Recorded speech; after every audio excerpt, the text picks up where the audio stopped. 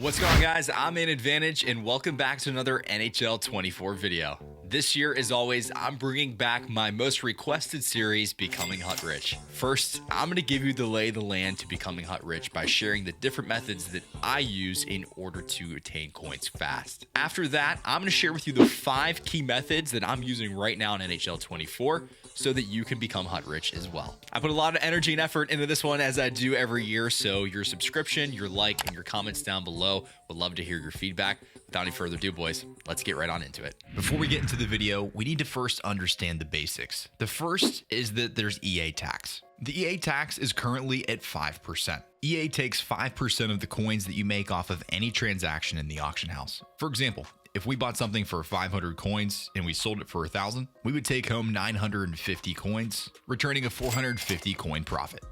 Items that are desirable to you are also desirable to other players. Whether they're required for sets or top players to help fill your lineup, these are a good place to start for when you're looking for cards to flip. The 59-minute method gets talked about quite a bit, but it's important to understand the complexities of it. Players want to get rid of their items fast so they can turn their cards into coins. To take advantage of this, you could scope out the 59-minute mark for some quick deals. You also may be able to find deals at the 3, 6, 12-hour, or even the 1 or 3 day mark, but normally the best deals are at the 59-minute mark since players are trying to get rid of these items as quickly as possible. If you've been around long enough, this feature is fairly new, but it's important to use. When you're flipping cards, you want to focus on only the ones that you're trying to find, not all the others that are on the screen. Rather than scouring the market, you can narrow down and stock the card that you're specifically looking for. Simply click on Compare Price, and you'll only see the card that you want. When you begin to stockpile your coins, you can move up the food chain. From flipping 82 overall gold cards to flipping players like Connor McDavid, Nathan McKinnon, or Austin Matthews.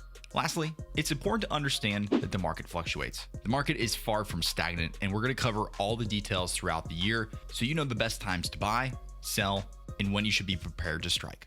All right, so let's talk the first method. The first flip and the cheapest flip is going to be gold jerseys. That being said, there's a couple things I want to point out here. On PlayStation 5 and Xbox Series X, i.e. the next-gen market, jerseys right now are going for about 600 coins. That's as low as they're going to get. Now, that being said, I want to go out and buy every single jersey here. You want to be a little bit more specific. For example, I found this reverse retro jersey for the Edmonton Oilers that I was able to acquire for 600 coins. Now, I wouldn't go out and buy every single jersey here, but I would look for something rare like these reverse retros. The St. Louis Blues is also listed up for about 600 coins. The next cheapest one is 1,200. So you're easily doubling your coins there in just one transaction. And again, if you go and look at the Edmonton Oilers and you try to find that reverse retro jersey, there is a few up. The cheapest one that I could find up here was for 2,500 coins. So again, that's an easy profit of almost 2,000 coins for me in about 30 seconds. One last thing I want to point out here is the gold jersey set. If you go into the exchange sets, go to the gold jerseys. If you trade in 10, you can actually get a tradable premium pack. So if you trade in 10 of these for 600 coins, you're actually going to save yourself 1,500 coins off the normal price of a premium pack. Now, this method has changed a little bit, being that they've made team builders a little bit more flexible, i.e. meaning that you don't need every single team from one division. You can actually get 6 total teams. It doesn't matter. It can even be 6 of the same team, and you're able to trade them in. That being said, if you look at me here, I have all the 74 plus players for the Chicago Blackhawks. I was shocked to see that whenever I was searching for any 80 plus overall player, being that they have so few of them, Taylor Hall and Seth Jones were the only ones that I can find. So there's a couple methods that you can do here. You can either sit at the 59-minute mark, as we mentioned earlier, and just wait for players of a certain team or a team that you're close to as far as completing the set. Or you could snipe certain players here, wait on this page, hit Y or triangle on your controller, and that will refresh this page so you could see what players are coming here. So if somebody listed Taylor Hall for, let's say, 2,000 coins, I'd be able to buy him and either flip him or obviously use it towards the team builder set.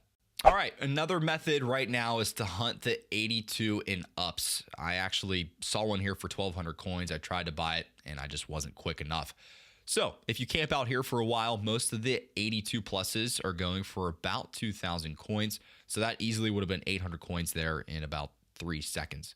So you could do a couple different things, as I mentioned here before. If you see other players like the Blackhawks that we just mentioned, you'd be able to flip them for almost 3,000 coin profit. Simultaneously, if there's other players that you want on your team or you're trying to complete certain sets, You could do that too by sniping some of the players. As I was filming this video, I had no clue what Chris Letang was going for, so I hit that compare price as we mentioned earlier, found out that the next cheapest one was 2,500 coins, so I could sell that for an easy 700 coin profit. Next up is X factors. It's no secret that the more coins you have, the more coins you can make. That being said, when there's more coins involved, there's also more risk. So you want to make sure that whenever you're buying this player, just because it's the cheapest one up, doesn't mean that that's what they're going for. What I would recommend is hunting out here for about a day, coming back to the same player or two that you're looking to flip. For example, one of the ones I wanted to look at here was Seth Jones. He's going for right around that 100,000 coin mark all across the board. So that one seemed pretty straightforward. That's something that I'm not going to take a jump at. But conversely, I was looking at Anderson. I saw there was one up for under 100K. Went to the compare price and saw the next closest one was 128,000. Now be careful here. I don't know what he's going for. So I could do one of two things. I could buy it, try to flip it, maybe sell it for 115, make a 15,000 coin profit, obviously minus the EA tax.